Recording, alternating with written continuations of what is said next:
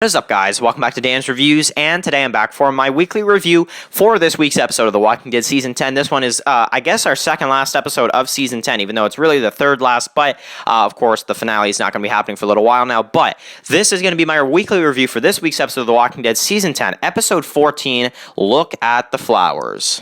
Prepare the Guardians. We walk. What do you want? Excuse me? If I wanted to attack, I'd hold the gun like this. I want to learn what you do, how to keep us safe. We've got way too many people counting on us back home. Missing this meeting isn't an option.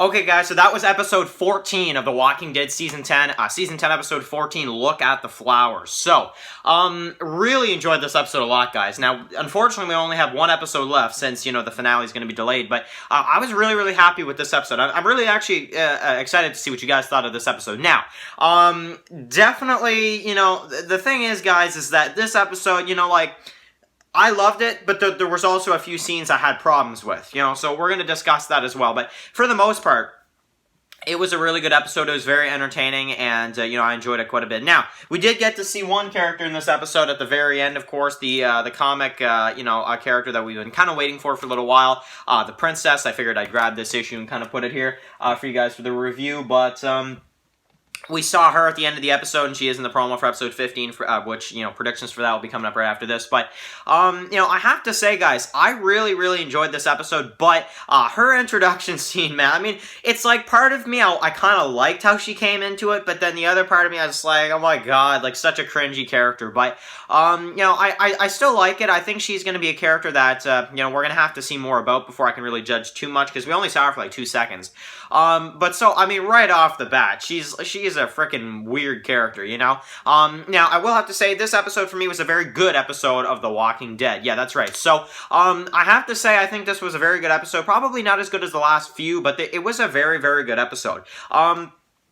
There were a lot of separate storylines going on to this episode, but we're just going to kind of talk about it from beginning to end, and then we'll kind of discuss. So, we start off with a flashback where basically we see Carol let Negan out, and, then it kind of goes to the present day with the head on the pike, and she says, "You're free now, Negan, you can go," and, he doesn't want her to leave, because that's the only way that he can be looked at as an actual hero, is if she goes back with him, and she just leaves Negan pretty much and says that he's free now, he can do whatever he wants. Which is so annoying, so annoying. And then, of course, we get to see, Eugene. So, Eugene basically lets everybody know in this episode that, he's been talking to this woman on the radio, and that he's gonna go and see her, and he trusts her, and so Ezekiel decides, well, I'll go too. And then, Yumiko decides to, well, first of all, we do get to see a really awesome scene too, where Jerry is happy to see Magna, which I thought was also cool. But we do get to see in this episode as well, that Magna was actually gonna go, but basically it sounds like Yumiko decides that she'll go with Eugene instead, and that Magna likes likes the routine or something, she said. So I don't know. A goodbye between the two. And then we also get to see in this episode, which we did see in a sneak peek before, Jerry and Ezekiel hug, of course, almost like as if it's a goodbye, so hopefully not. I hope Ezekiel will be okay. Now, I still think he will, but definitely the scene between him and Jerry was very, very awesome to me, when they kind of hug and stuff, and he calls him Ezekiel instead of, your majesty or the king or whatever. So, yeah, really cool. So, then, of course, we get to see Beta. So, he decides in this episode, because we get the one character, the one whisper that says, now you're the new Alpha, and he's like, what did you say? And he's like, Alpha can hear you, and he tells him to take the mask off, pretty much, and puts his face, oh my god, and when I was watching it, I'm just sitting here like, oh my god, like I saw it in a sneak peek, before, like a day or two ago, but when you see it again, I'm just like, oh my god, and the guy just gets his face, bitten off by Alpha, crazy, and then he's just walking around, and you can see the bite and stuff, just crazy. So, basically, he gets killed by Beta, literally 2 minutes after, or whatever, in the little town, that they're in, of course, and, so that whisper died in this episode, just a random whisper, pretty much, but Beta keeps, her head in, a bag. So, let's talk about Beta for a minute. So, Beta, basically, in this episode, we get to find out that, we get the confirmation that he's a country singer, and, Half Moon, I thought I saw on the record, with the picture of him wearing, a hat, cowboy hat. So, I don't know. He used to be a country singer before all this, which I think is cool, because in the comics, I think he was like, what, a basketball player or something? So in the TV show, they're going to make him like a country singer, and they are playing his music in this episode, which I also think is cool. And if you didn't catch, one thing you may have missed is that music, that song, if it sounds familiar to you, they did play it in Season 10, Episode 5. It was one of the records that Magna was listening to. Go back and watch that episode where Magna is listening to the record scene. It's the same music, and it's Beta singing. So just imagine how they're going to feel when they find out that Beta was a country singer, and that's who it is, you know? So yeah, that's really cool. And then, of course, we get to see him in this episode kind of replace the part that Gamma took off of his mask with Alpha's skin at the end of the episode. And I'm like, oh my god. Like, so many scenes, I was just like so grossed out in this episode. But it was still really cool, and we see him walking around now with like the new part with Alpha's like skin on it. But it's like, oh my god, man. Beta is so like so too far gone. There's a Governor reference for you guys right there. He's so too far gone now, man. It's insane. He's enjoying the apocalypse too much, I feel like, at this point, Beta.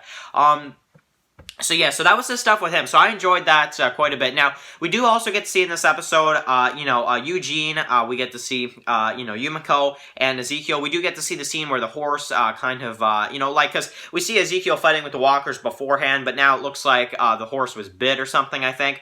So then the horse dies out, of course, and, Ezekiel basically, like, Yumiko pretty much gives him a good talking to or whatever, how he was the man that created a kingdom in the apocalypse and stuff like that. So I thought that was cool, and I really liked Yumiko in this episode, I'm not gonna lie. I know some people still don't like Yumiko too much, but I liked her in this episode. I thought she had some decent, focus time. So yeah, so that was that. Now, we do get to see them go into the city, and then, of course, we see the ending of the episode with all the walkers and the police walker and everything, and it's just like, I was watching the episode, and I'm just like, nah, somebody did this, and I kind of knew, that's where it was leading to. I thought they may have done it to a point where it's like they look at the camera, and you don't see the princess until next episode. I thought they may have done that, but no, we did get to see her at the end of the episode, and she says, oh my god, hey. So I'm just like, okay. I literally and then the episode just ends with the Beta stuff right before, right after, but I'm just like, if that's not the cringiest opening to a character's ever, I don't know what is. That was the weirdest, oh my god, I can't even watch that scene. It's just so cringy, but just the way she says it. But I'm still kind of intrigued to see her character. I just hope, man, that she's less annoying than her comic counterpart. And I already feel like it's going to be 10 times worse because you're hearing it instead of just reading it in a comic, You're going to hear her annoying voice all the time. I don't know.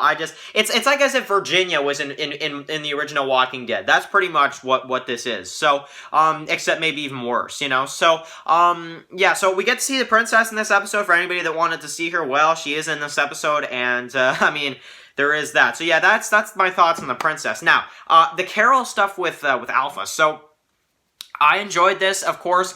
We get to see her kind of mention Sophia to her, and I like how they had her come back for this one more episode. I did like it too, but at the same time, just Carol out there on her own. I'm not going to talk about it too much because I don't really care about Carol right now. I don't. She gets stuck with the walkers and stuff, and then she kind of fights back and stuff, and then at the end of the episode, she makes it back to Alexandria, and Daryl's there, and, they don't really say anything to each other, where, they don't really talk to each other when Daryl opens the gate, which he's still upset over Connie, and I get it, honestly, because it is her fault. As much as you want to maybe try to deny it's not her fault, it is her fault,